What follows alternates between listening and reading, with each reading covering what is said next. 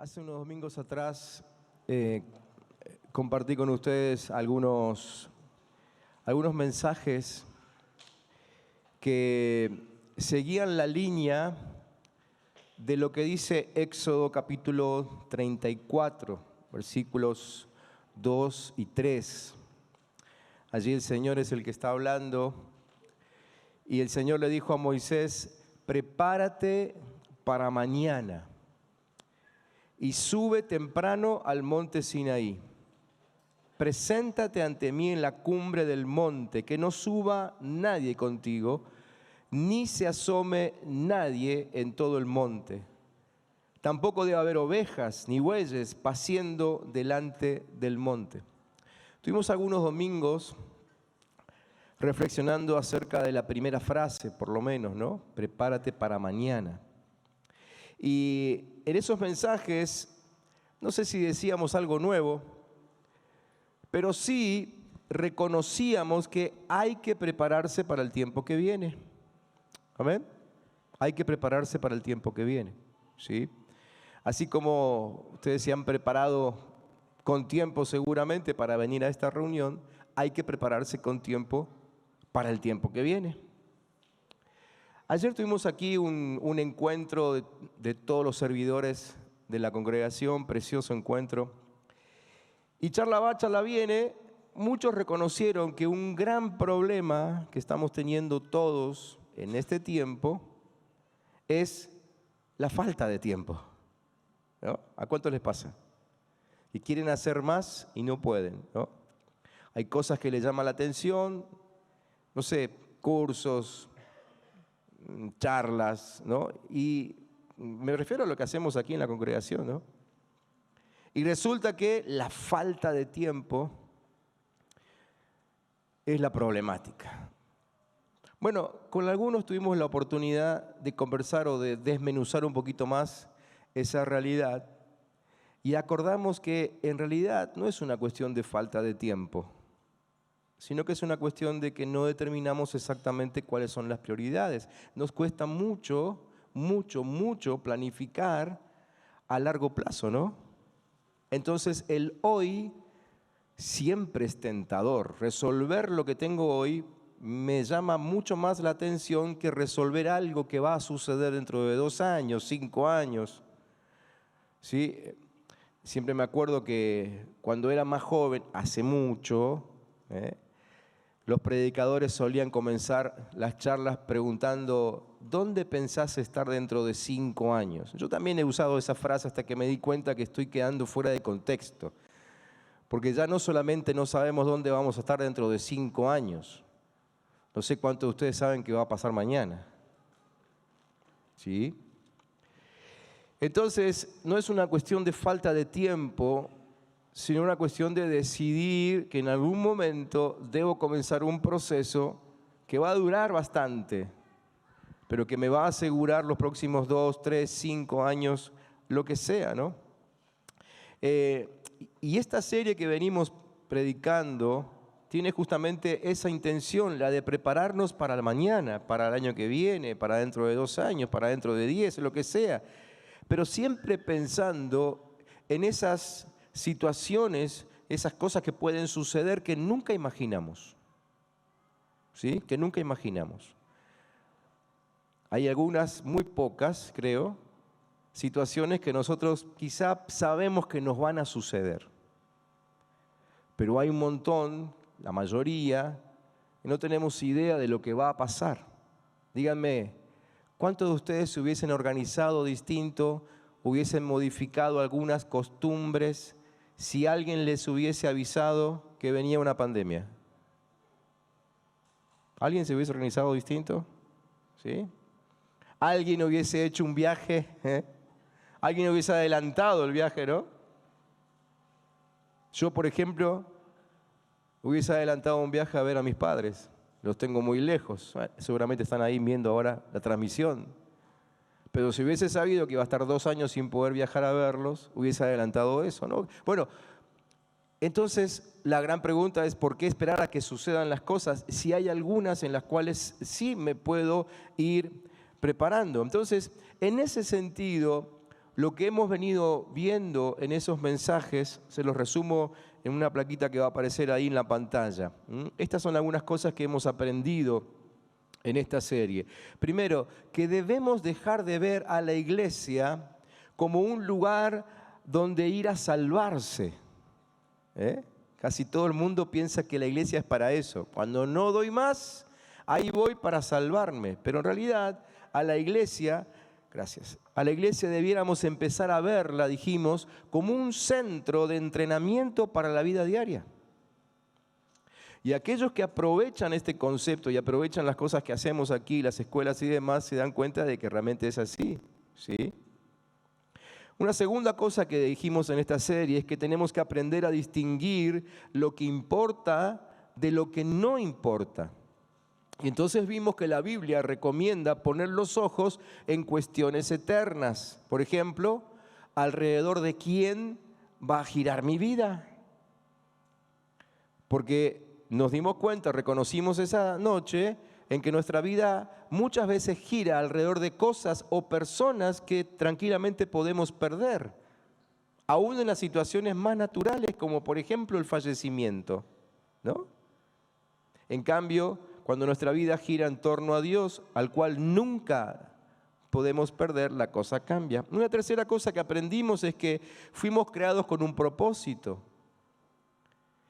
Y procurar alcanzarlo define nuestra vida. También aprendimos que la persona es como piensa, por lo tanto tenemos que revisar continuamente nuestra actitud mental, porque nunca iremos más lejos de lo que van nuestros pensamientos. ¿Sí? Si mis pensamientos son miserables, por ejemplo, viviré en miseria. Aprendimos también que en nuestra obediencia a la palabra está nuestra fuerza, ¿sí? O sea, ese día dijimos o hicimos entender que solo es débil el que no tiene contacto con la palabra de Dios. Bueno, todos estos mensajes están en nuestro canal, así que búsquenlos, repásenlos, ¿sí? Como les dije recién y como enseñamos, que fue uno de los primeros principios. Vean todo esto como un centro de entrenamiento para la vida diaria. ¿Okay? Hoy quiero presentarles otro principio vital en nuestra preparación para el mañana. Y este principio está basado en Génesis capítulo 2, versículo 18. Génesis 2, versículo 18. En ese pasaje dice que no es bueno que el hombre esté solo. Entendamos hombre allí como un vocablo genérico, ¿sí? Hombre, mujer, no es bueno. No es bueno. Y es Dios el que está hablando. Ahora, lo primero que tenemos que hacer para entender esta frase dicha por Dios justamente es sacarnos de la cabeza la imagen de la ceremonia matrimonial, ¿no? Porque casi con seguridad que esa frase la escucharon en un casamiento. No sé cuántos de ustedes alguna vez estuvieron en un culto común y corriente o en un taller donde se enseñó sobre esa frase. Esa frase generalmente la escuchamos en medio de un casamiento. Bueno, saquémonos esa idea de la cabeza. ¿Por qué? Porque esto lo dijo Dios, pero no en función de la creación de la mujer. No lo dijo en función de la creación de la mujer, como habitualmente nos lo han presentado, ¿sí? Esto no lo dijo porque tenía en mente crear a la mujer. Bueno, en realidad sí lo tenía en mente, pero no en este momento. ¿Y saben cuál es la prueba de eso? Los versículos que siguen. Porque después que Dios dijo que no es bueno que el hombre esté solo, no hizo a la mujer. ¿Sí? Y fuera de todo chiste, lo que hizo fue traerle a los animales. Y se los presentó. Luego vino la creación de la mujer como, digamos, la frutillita del postre, ¿no? El complemento perfecto. Entonces tenemos que sacarnos la idea de que esta frase solamente habla de la unión entre hombre y mujer. No, esta frase está revelando algo que Dios vio, que no es bueno que ninguno de nosotros esté solo. La segunda cosa que debemos considerar es que no fue el hombre el que pidió ayuda ni compañía. ¿Sí? Fue Dios el que lo dijo. Así que estamos frente a una realidad que no podemos vivir la vida en plenitud si estamos solos. ¿Sí? No podemos vivir la vida en plenitud si estamos solos. Y la tercera cosa que debemos tener en cuenta en esta frase, que como cada frase en la Biblia, sobre todo las dichas por Dios, esta frase tiene fuerza de ley. Ahora les explico. Disculpen que no estoy muy bien de la voz hoy. Pero esta frase tiene fuerza de ley, es decir, no tenerla en cuenta trae consecuencias y graves. Es como cuando oímos por primera vez la frase, no cruces el semáforo en rojo. Díganme la verdad, ¿cuántos de ustedes la primera vez que tuvieron contacto con esta frase la leyeron en el Código Civil? ¿Vieron? Nadie. La escuchamos. Y empezamos a atender esa frase, no porque sabíamos que está en el código, sino porque sabíamos que desatender esa frase nos traería consecuencias graves. ¿Sí? Bien, de eso se trata cada vez que Dios habla. Lo que Dios dice tiene fuerza de ley, es decir, no tener en cuenta lo que Dios dice puede traernos consecuencias bien desagradables. Dios dijo, no es bueno que estés solo. No es bueno que estés solo. Decirle que tenés al lado, no es bueno que estés solo. No es bueno que estés sola.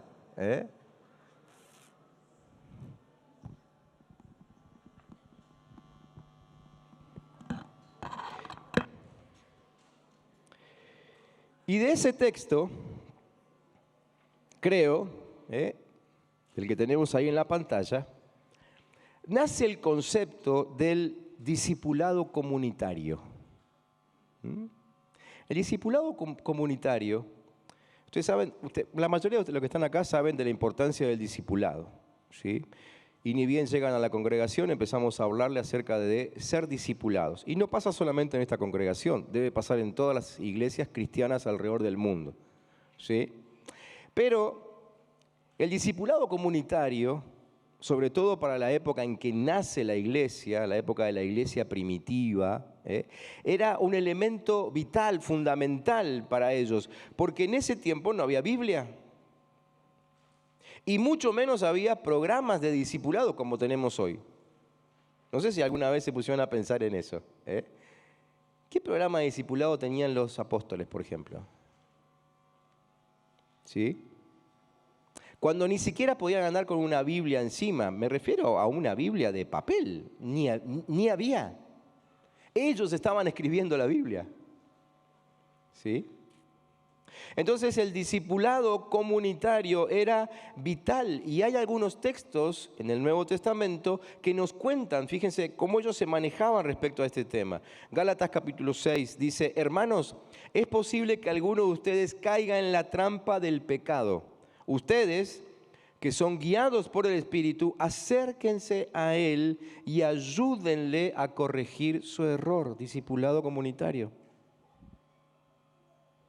Sigue diciendo Pablo, pero ojo, háganlo con humildad, pues ustedes también pueden caer en tentación. Ayúdense cuando se encuentren en problemas, pues así estarán cumpliendo la ley de Cristo. Discipulado comunitario.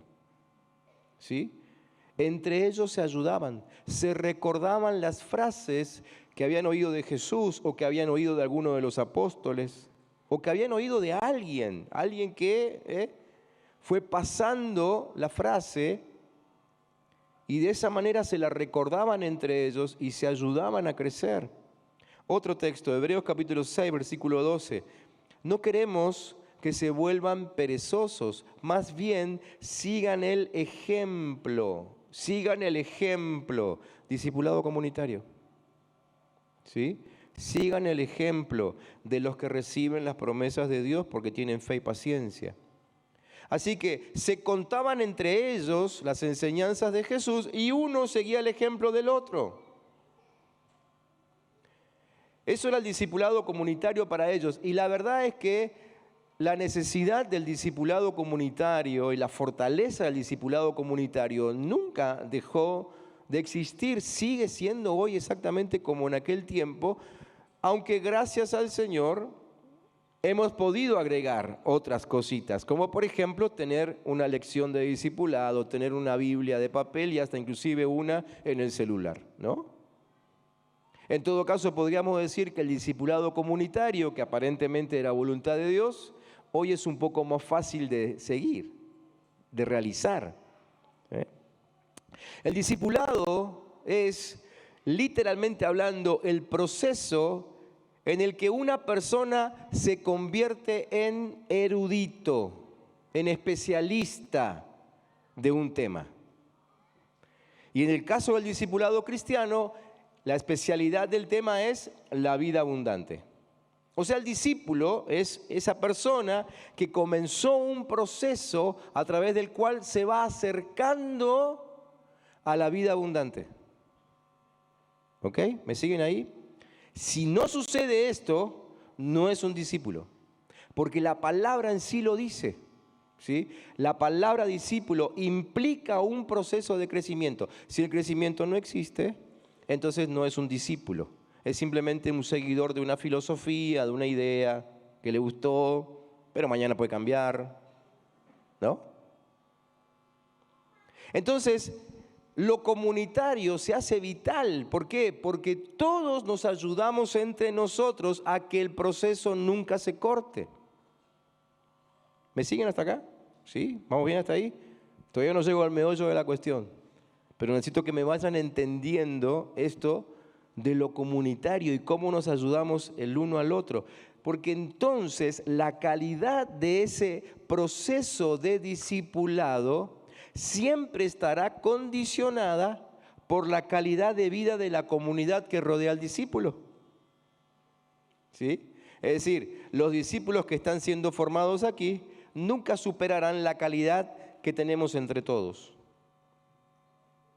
¿Sí? Si aquí todos fuéramos corruptos, el próximo que entre y empiece a ser discipulado aquí, ¿qué terminará siendo? Corrupto. Si aquí todos mentimos, el próximo que entre y sea parte de la iglesia, ¿qué terminará haciendo? Mentiroso. ¿No? ¿Se entiende? Lo comunitario es parte de la formación personal de cada uno de nosotros. La comunión, que es el elemento del cual les estoy hablando hoy como vital para el tiempo que viene, fue pensada para mejorar nuestra búsqueda de la vida abundante. ¿Sí? Se lo repito, la comunión fue pensada para mejorar nuestra búsqueda de la vida abundante. Ahora ustedes piensen en lo que han vivido, en lo que, no sé, lo que se imaginan que pueden llegar a vivir y apliquen esto. Y creo que vamos a llegar todos a la conclusión de que pueden faltarnos un montón de cosas en el mañana, pero la verdad es que no debería faltarme nunca el brazo de un hermano donde apoyarme, un hombro donde llorar, ¿no? El consejo sabio de alguien cuando estoy confundido. Todo eso es discipulado comunitario, eso es la comunión. Entonces, hoy quiero sumar el elemento de la comunión como uno de los vitales para prepararnos para el mañana. No sé qué viene, insisto, pero puede ser una crisis mucho peor de las que ya hemos vivido. Y el mantener fortalecida la comunión con el cuerpo de Cristo es vital. Y será todavía más vital más adelante. Pensemos en esto. ¿Cuántos conceptos que te hicieron crecer en la vida cristiana los recibiste sola en tu habitación? ¿Uno? ¿Dos? ¿Ninguno? ¿La mayoría? Yo creo que ninguno de nosotros podría decir que la mayoría de las cosas que aprendimos para crecer, que nos hicieron crecer, las recibimos solos en nuestra habitación. La mayoría de las enseñanzas y los conceptos que transformaron tu vida y la mía, las recibimos de Dios, pero a través de otros. ¿Sí? Y así fue desde la iglesia primitiva hasta ahora. Entonces pienso, ¿por qué debiera cambiar? Creo que es plan de Dios. Creo que así va a ser siempre. Por eso, otra vez, necesitamos asegurarnos de la fortaleza de la comunión. El discipulado comunitario posee un poder transformador a través de la interacción y el apoyo mutuo. El discipulado comunitario reconoce que la fe no se desarrolla en el vacío, sino que se nutre y se fortalece a través de las relaciones y la participación activa. Eso implica que el crecimiento espiritual y el aprendizaje no solo ocurren a través de la enseñanza formal, sino también mediante el ejemplo, la exhortación, el estímulo, el cuidado mutuo. En el contexto del discipulado comunitario, los miembros de la comunidad comparten sus experiencias de fe, se ayudan mutuamente en los desafíos y dificultades, se animan a seguir a Jesús en sus vidas diarias. La comunidad se convierte en un lugar donde se fomenta la formación espiritual, se promueve la responsabilidad mutua, se brinda apoyo práctico en el crecimiento, en el servicio cristiano. El discipulado comunitario se basa en el modelo de Jesús y sus discípulos. Ellos mismos vivieron y aprendieron juntos en comunidad. Por eso es que Hebreos 10, por ejemplo, porque hay más textos, Hebreos 10, 24, exhorta a los creyentes a considerarse unos a otros para estimularse al amor y a las buenas obras. Y tenemos ejemplos bíblicos. Por ejemplo, un caso es el de Apolos. Leyeron acerca de Apolos, ¿sí? Un predicador que aparece ahí entre las cartas del apóstol Pablo, ¿no? Por ejemplo, Hechos capítulo 18, después lo buscan, después lo leen. Pero Apolos era un judío elocuente, predicador fervoroso, muy conocedor de las Escrituras, pero había cosas que no sabía, había cosas que no manejaba. Por ejemplo, la vivencia de la llenura del Espíritu Santo.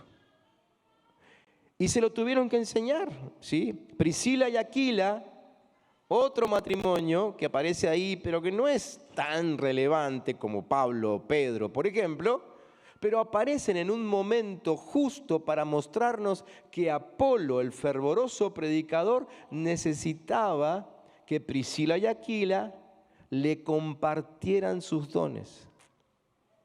Y Apolo creció gracias al apoyo de Priscila y Aquila y a la enseñanza. Otro caso es el testimonio de un tal Epafrodito. ¿Cuántos lo conocieron? ¿Cuántos oyeron hablar de él? Bueno, conocer no creo que nadie, ¿no? Filipenses capítulo 2. Epafrodito fue un personaje a quien enviaron, en la iglesia de Filipos, lo envió cuando Pablo estaba preso en una de las cárceles para que lo alentaran, ¿sí? Fíjense qué linda acción, ¿no es cierto? Mandar a alguien para que simplemente esté al lado de Pablo y lo alentara. La cuestión es que ni la iglesia ni Epafrodito se esperaban de que, estando él al lado de Pablo, empezara a crecer y a desarrollarse y a madurar, ¿sí? Es decir, la comunión entre los dos en medio de un ámbito horrible como la cárcel hizo que Epafrodito creciera y se desarrollara y terminara siendo un factor clave en la expansión del reino. Un ejemplo más, Timoteo, este sí lo conocemos un poquito, ¿no? El testimonio de Timoteo es elocuente porque Timoteo, que más allá de haber sido discípulo de Pablo, ustedes saben que terminó siendo el anciano, el pastor de algunas congregaciones allí en el Nuevo Testamento. Pero tanto él como el apóstol Pablo reconocen que toda su formación tuvo que ver con las enseñanzas y el ejemplo de su abuela, de su madre y el mentoreo de Pablo. Y así podríamos estar un buen rato hablando acerca de muchos ejemplos donde algunos personajes importantes de la Biblia en realidad fueron formados en medio de la comunión. De la comunión, ¿sí? ¿Por qué creen que están estos textos que les voy a leer ahora en la Biblia? Por ejemplo, Primera de Tesalonicenses, capítulo 5, versículo 11. Anímense unos a otros y edifíquense unos a otros. Bueno, Hebreos 10, 24, que ya les leí, considerémonos unos a otros para estimularnos al amor y a las buenas obras. Pero el 25 sigue diciendo, no dejando de congregarnos, como algunos tienen por costumbre, sino exhortándonos, y tanto más cuando vean que aquel día se acerca. Indirectamente, el autor de Hebreos está diciendo, para prepararse para mañana, tengan en cuenta la comunión. No sé si se dan cuenta, ¿sí? Hebreos 3:13, exhórtense los unos a los otros cada día, entre tanto que se dice hoy, para que ninguno de ustedes se endurezca por el engaño del pecado. Uno más, Santiago 5:16, confiésense sus ofensas unos a otros, oren unos por otros para que sean sanados. Miren qué interesante esto, ¿no? La oración de los santos. No, yo no recuerdo un solo pasaje donde se enseñe que para que alguien sea sano tiene que ir a una campaña de milagros. Pero ¿cómo nos gustan las campañas de milagros? ¿Sí? Sí, hay campañas de milagros en la Biblia. Sucedieron espontáneamente y la gente que estaba ahí era sanada. Pero no hay un aviso publicitario diciendo vengan que vamos a orar por los enfermos. Lo que sí vemos es que los enfermos eran sanados por la oración de anónimos. ¿En medio de qué? De la comunión de la iglesia. Y la remata Santiago cuando dice que la oración del justo puede mucho. ¿Qué justo? Anónimo. Uno que quizás está sentado al lado tuyo ahora. ¿Sí? Pero hay un poder increíble en la comunión. Y no podemos obviar este poder, este elemento en nuestra preparación para mañana. Definitivamente, en la vida cristiana práctica, yo creo que hay algo bueno que viene de Dios, cuyos beneficios nos estamos perdiendo. Se hizo tanto hincapié en años pasados, décadas pasadas, en la relación personal con Jesucristo, que no observamos el riel que va al lado. No nos dimos cuenta que hay un riel que corre parejo. Es el riel de la comunión. No es uno u otro, son los dos. Mi relación personal con Cristo, lo hablamos creo que en el segundo mensaje, o el primero. Pero también mi relación con los hermanos. La comunión con el resto de la iglesia. Y la estocada final a todo esto que estamos diciendo es el concepto de cuerpo que está plasmado en toda la Biblia y sobre todo en el Nuevo Testamento. Y más aún, en el párrafo en el cual Pablo habla de las consecuencias de no entender el cuerpo. Es fuertísimo ese pasaje. Algunos de ustedes lo van a recordar. Primera de Corintios capítulo 11. El apóstol Pablo le escribe a ellos y le dice, cada uno debe examinarse a sí mismo antes de comer el pan o beber de la copa. Está hablando de un acto muy especial, muy específico para ellos y para nosotros, que es la cena del Señor. Por eso hoy durante todo el mensaje y toda la reunión ustedes tuvieron frente a su vista esto que representa la cena del Señor. Cada uno debe examinarse a sí mismo antes de comer el pan o beber de la copa, porque el que come y bebe sin considerar a los que forman el cuerpo del Señor, se condena a sí mismo. Y fíjense cómo sigue. Dice, por esto hay muchos entre ustedes que están enfermos y débiles, y también muchos han muerto. Cuando repasé este texto, no saben la cantidad de preguntas que pasaron por mi cabeza, ¿no? Por ejemplo, acerca de enfermedades. ¿Vieron esas enfermedades que uno dice, pero la verdad que no entiendo por qué está pasando esto, conmigo, con otro, no sé, ¿sí? Una enfermedad a la que no le encontramos ni pie ni cabeza. ¿Cómo llegó? Creo que Pablo está hablando de eso. Y el no entender la comunión, la importancia de la comunión con el resto de los hermanos, es causante de debilidad, enfermedad y aún muerte. Pablo no le está hablando a un individuo. Pablo le está hablando a toda la iglesia, a todo el cuerpo de Cristo, y está mostrando que por no entender el cuerpo, muchos son débiles, muchos están enfermos y muchos han muerto. Física o espiritualmente, pastor, cualquiera de las dos es terrible. Pablo nos está revelando que el pecado tiene consecuencias personales, pero produce daños colaterales. O sea, no solamente que cada uno debe mantenerse en comunión con el cuerpo, sino que el que está en comunión se lo tiene que recordar al que no está. Tiene que forzarse. Nosotros que hoy estamos aquí, digamos que somos de los que venimos todos los domingos, ¿no? Digamos. Nosotros debemos esforzarnos para que el otro también lo entienda, porque las consecuencias de no entender el cuerpo de Cristo son consecuencias comunitarias.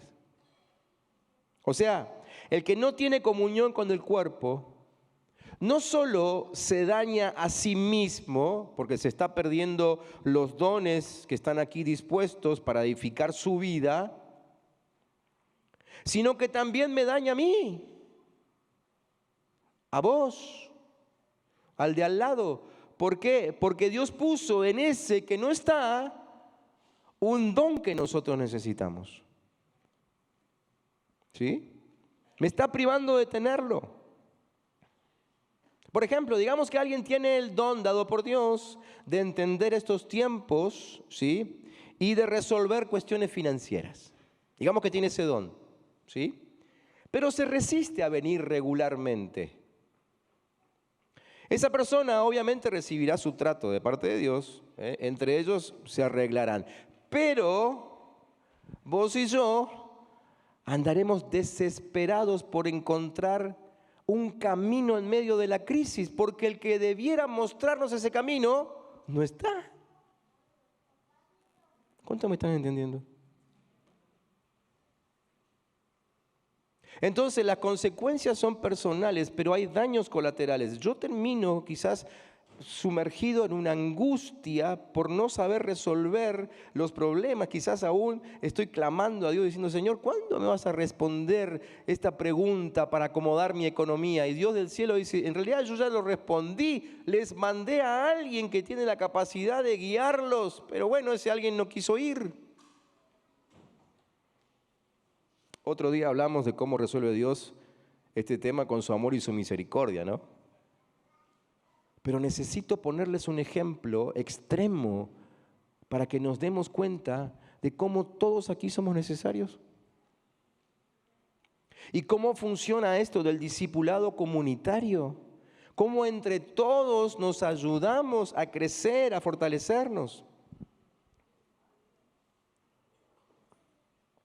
Un ejemplo bíblico es cuando Israel cruzó el Jordán para batallar con Jericó. ¿Cuántos se acuerdan de eso? ¿Sí? Israel, después de haber estado 40 años dando vuelta por el desierto, bueno, por fin llegó el momento. Sí, ustedes saben, se murió toda la generación terca y ahora con Josué a la cabeza iban a cruzar el Jordán para ir a conquistar la tierra prometida. Primera ciudad que van a conquistar es la de... Dos, que lo sabían. Muy bien. Señor, sigamos adelante con las escuelas. Bueno, iban a conquistar Jericó, ¿no? Y el Señor le dijo a Israel, Jericó, con todo lo que hay en ella, será destinada como ofrenda al Señor. No vayan a tomar nada de lo que ha sido destinado al exterminio para que ni ustedes ni el campamento de Israel se pongan en peligro de exterminio y de desgracia. El oro y la plata y los utensilios de bronce y de hierro pertenecen al Señor, colóquenlos en su tesoro. Muy bien, Israel ataca a Jericó, les va fenomenal, ¿sí? Parecían invencibles, ustedes saben la historia, los muros que caen sin que ellos tuviesen que pelear, van, entran a la ciudad, conquistan todo perfecto. Salió todo, no como lo habían planeado, porque a ellos nunca se les ocurrió que iba a pasar esto, ¿no? Pero salió todo bien. ¿Ok? Primera ciudad, a la bolsa. Listo, perfecto. Ahora en el capítulo siguiente, las cosas cambian. Porque dice el capítulo 7, versículo 1, que sin embargo Israel desobedeció las instrucciones sobre lo que debía ser apartado para el Señor. Un hombre llamado Acán había robado alguna de esas cosas consagradas. ¿Cuándo lo hizo? Durante el ataque a Jericó, cuando Dios había dicho que no toquen nada. ¿Sí? Acán se robó esas cosas. Así que el Señor estaba muy enojado. ¿Con quién? Con Acán. Dice con los israelitas. 3 millones de personas. El texto no dice que un hombre llamado Acán desobedeció. Dice Israel desobedeció. Porque Dios siempre tuvo el concepto de cuerpo. Y Acán estaba unido a Israel. Acán era igual que Israel. Israel era Acán, ¿sí? Ahora, ¿cuál fue la consecuencia? Dice el versículo 4, fueron completamente derrotados. Iban recién por la segunda ciudad. Completamente derrotados. Los hombres de Jai, que era la ciudad que fueron a atacar ahora, persiguieron a los israelitas y mataron como a 36 que iban en retirada.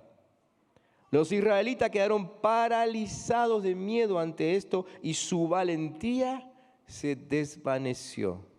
Como siempre digo, la lectura veloz nos juega malas pasadas, ¿no? Porque uno dice 36, 36 no son tanto, de última. En 3 millones de personas, 36 no son tantas personas. Si entre los 36 está algún familiar tuyo, no creo que pienses igual, ¿no? ¿Sí? Porque 36 significa 72 padres que se quedaron sin un hijo, además. 36 viudas probablemente. Hijos, no sé cuántos, que se quedaron sin papás. Es un montón de gente. Es un montón de gente. Pero todos esos que se murieron, no se murieron por lo que ellos hicieron. Se murieron por lo que hizo otro. Ellos ni se enteraron. Y encima Acán siguió vivito y coleando. ¿Sí? Porque vuelven de la batalla. No sé si Acán fue con ellos o no a pelear. La verdad que no lo sé, porque la Escritura no lo dice. Pero hay todo un desenlace después que nos muestra que Acán seguía vivo. Y los que pagaron las consecuencias del pecado de Acán fueron otros totalmente ignorantes de la situación. Entonces Acán e Israel son como un paralelo profético de lo que Pablo dice. Por algunos, muchos de ustedes están débiles, enfermos y algunos murieron. Por algunos. Acán al final pagó las consecuencias, él murió, pero Israel tuvo que comerse los efectos de su pecado. Porque Dios piensa comunitariamente. Si Dios bendice, bendice comunitariamente. Y si Dios castiga, castiga comunitariamente. Entonces lo importante es que entendamos que todo esto tiene este fin, ¿no? Esta historia como tal, cualquier otra. Dice que todas estas cosas sucedieron y están escritas ahí para que nos sirvan de ejemplo y para que entendamos cómo funciona esto de valorar el cuerpo de Cristo. Santiago 1, versículo 22, dice, pongan en práctica la palabra y no se limiten solo a oírla, pues se estarán engañando ustedes mismos. Pongan en práctica. Estamos preparándonos para el mañana. Y mantener y fortalecer nuestra comunión es vital. Entonces ahora Santiago nos dice, pónganlo en práctica. Pónganlo en práctica. Mientras escribía los apuntes de este mensaje, recordaba que los últimos 2 meses más o menos, algunos integrantes de esta congregación estuvieron sufriendo situaciones gravísimas. Sobre todo por lo inesperado. Le pasaron cosas que definitivamente nunca hubiesen pensado que les pasarían. Pero ¿saben cuál fue la frase en común que todos ellos mencionaron? La frase fue, sentimos el amor y la contención del cuerpo de Cristo.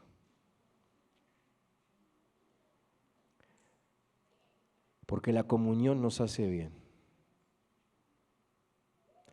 Trasladen esto conjuntamente con lo que dice la Biblia, de que los tiempos se van a poner cada vez peores. Quizá hasta ahora nunca necesitaste todavía de la asistencia del cuerpo de Cristo, pero los tiempos que corren, ¿te garantizan de que nunca la vas a necesitar?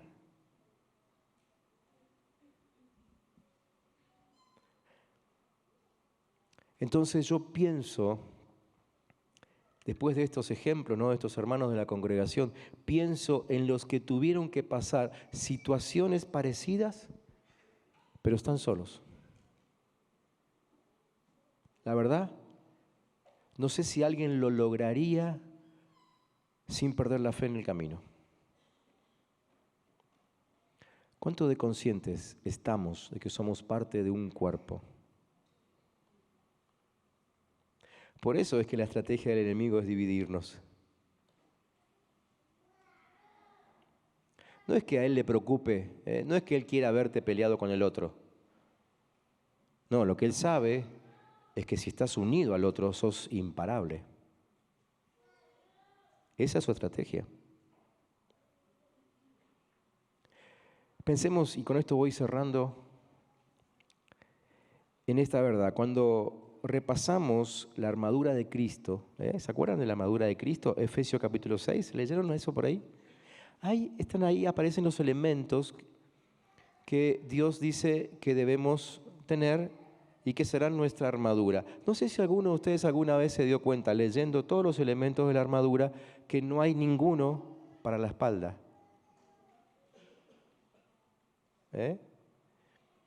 A mí me resultó interesante porque la espada, ¿vieron que habla de la espada, no? ¿La espada de qué? Del Espíritu, ¿no?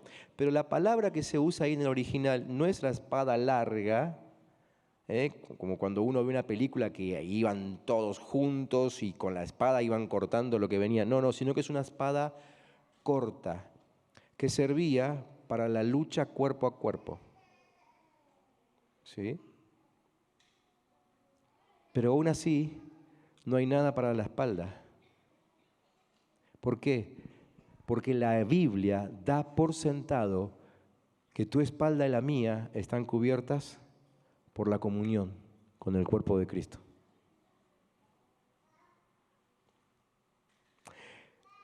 Por eso es por lo que Hechos capítulo 4, versículo 34 dice que en la iglesia no había necesitados entre ellos. Estos judíos y griegos y todo lo que se iban convirtiendo, ¿no?, en la iglesia primitiva, ya no tenían la plata de los que estaban en el desierto. Ya está, se había terminado. Pero acá dice que no había necesitado entre ellos. ¿Por qué? Por la comunión. Por eso todos eran sanados, todos, para mí todos es todos. Capítulo 5, versículo 16, todos eran sanados. ¿Por qué? Por la comunión, porque habían aprendido a orar unos por otros. Por eso, 5:14, dice, multitud de hombres y mujeres creían y se acercaban al Señor. Y no es menor, hablando de 1 Corintios 11, que les mencioné recién, el detalle de que Pablo mencionara la necesidad de entender el cuerpo justo en medio de la práctica de la cena del Señor. No es menor el detalle. En medio de la enseñanza acerca de la cena del Señor, Él habla acerca de la necesidad de entender perfectamente lo que significa la comunión. Porque la cena no se trata solamente de una de las más importantes ordenanzas que tenemos, ¿sí? Jesús fue quien la estableció y él dijo, hagan esto en memoria de mí. O sea, Él no es que nos pidió un favor. Él dijo, háganlo. Cada vez que se junten, háganlo. Recuérdenme a través del pan y de la copa. En ese contexto, Pablo habla de la posibilidad de no entender el cuerpo de Cristo, ¿sí? Pero además, la cena del Señor es el ámbito práctico donde la unidad se manifiesta. Porque vengo al mismo lugar que mi hermano, porque como lo mismo que él, porque me sirve la misma persona, oramos igual en el momento de la cena del Señor, etcétera, etcétera, ¿no? Además, es donde tengo la oportunidad de compartir algo tan sencillo, pero tan vital como el pan. ¿Sí? Y el pan que compartimos aquí es todo un símbolo de la vida del reino, porque así es el reino, sencillo, pero vital. Y además la cena es donde tengo la oportunidad o donde se manifiesta visiblemente la realidad de que la sangre de Cristo pasa de unos a otros, ¿sí? Todos nosotros sabemos que la sangre que empieza, digamos, su circuito en el corazón, para poder llegar hasta mi último dedo del pie, tiene que atravesar distintos órganos y miembros, ¿no? Y cuando nosotros tomamos la copa y se la pasamos a un hermano, estamos simbolizando que la sangre de Cristo corre de unos a otros, por unos y por otros, a través de todos. ¿Por qué? Porque somos un cuerpo. ¿Me entienden? Ahora, ¿por qué digo todo esto?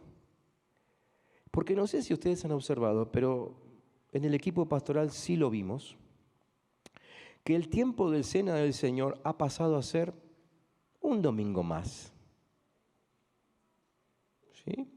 Y que así como dicen, muchos dicen, miran al cielo, las nubes, ¿no? Como decía el Señor, y dicen, hoy no voy. Con la misma liviandad, los domingos en que nos encontramos a participar de la comunión, pan y vino, algunos dicen, no, hoy no voy. Quizás ni lo consideran, directamente no vienen. Y sin ánimo de ofender a nadie, pero cuando hay una realidad la tenemos que decir, ¿no? Y este es el lugar. Aún en líderes hemos notado eso. Y entonces, como nosotros tenemos la cena del Señor una vez al mes, lo hacemos, en realidad, si fuésemos bíblicos, tendríamos que tomarlo todas las veces que nos encontramos. ¿Sí? Pero lo hacemos una vez al mes por una cuestión de practicidad, para que puedan estar todos, qué sé yo. Y antiguamente, los que son más viejos aquí en la congregación se van a acordar, ¿no? Ese día casi no alcanzaba el espacio. Hoy es un domingo más. Entonces, el que no vino un mes y justo calzó que al mes siguiente tampoco vino, un cumpleaños, una salida, un río que estaba lindo, una lluvia fría, ¿no? A veces se pasan 60, 90, 120 días sin participar de algo que Dios, que Jesús pidió, o mejor dicho, ordenó. Sin estar donde Jesús te quiere ver, el día en que se celebre la comunión del cuerpo de Cristo.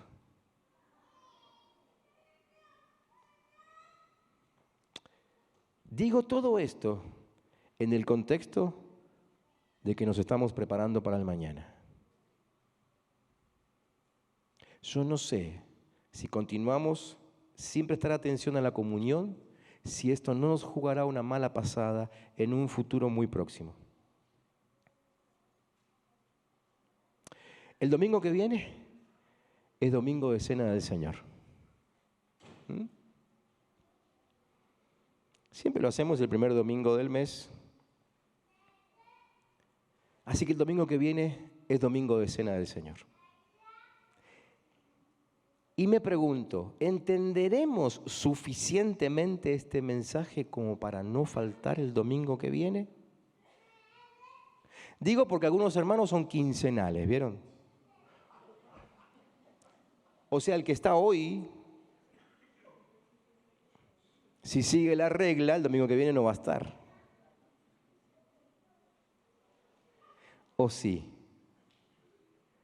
Porque si estamos entendiendo no solo la importancia de la Cena del Señor, que es vital, sino la importancia de prepararme para el mañana, aprovechando todas las oportunidades de comunión que tenga, ahora, antes de que venga lo que no sé que vendrá. Porque 2 días antes de que nos cierren todo para la pandemia, nunca imaginamos que no podríamos vernos por más de 1 año. Con algunos, 2. Con otros, todavía no nos vemos.